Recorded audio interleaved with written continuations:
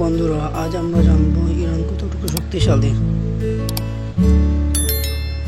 তাদের সামরিক বাহিনীর শক্তি এবং নৌবাহিনীর শক্তি,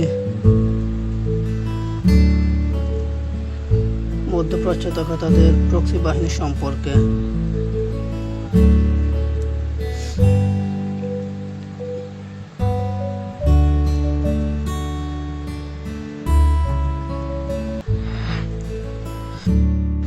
ইরানের রয়েছে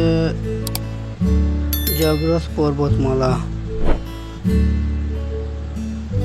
যে কোনো দেশের সেনাবাহিনীর জন্য এখানে টিকিট থাকা প্রায় সম্ভব। রয়েছে IRGC বাহিনী, তারা যে কোনো জায়গায় যুদ্ধ করতে সক্ষম। রয়েছে বিশ্বসেরা নৌবাহিনী, রয়েছে সমুদ্র ট্রানজিট হরমুজ প্রণালী। এই প্রণালী ইরান যুদ্ধ হলে বন্ধ করে দেয়। সেই সাথে আটকে পড়ে অসংখ্য তেলবাহী জাহাজ।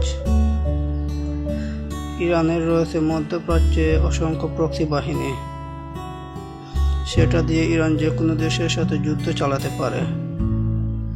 মার্কিন যুক্তরাষ্ট্র বা ইউরোপ ইরানকে অনেক আন্তর্জাতিক নিষেধাজ্ঞা দিয়ে রেখেছে, বিশেষ করে তাদের তেল শিল্পের উপর। সেই জন্য ইরান তেল রপ্তানি করতে পারে না।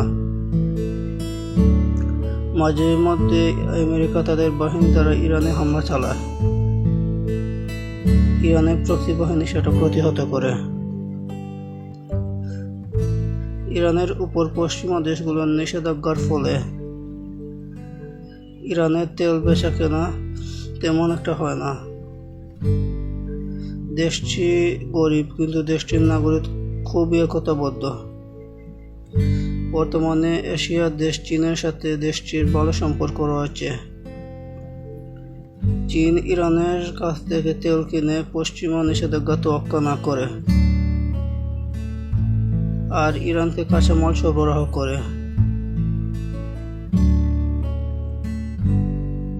উত্তর কোরিয়ার সঙ্গে ইরানের ভালো একটা সম্পর্ক রয়েছে। দেশটি ইরানকে সবসময় নানাভাবে সাহায্য ও সাপোর্ট করে।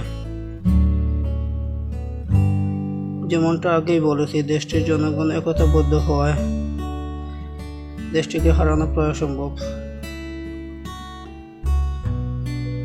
তাহলে বন্ধুরা, আজ এ পর্যন্তই। সবাই ভালো থাকবেন।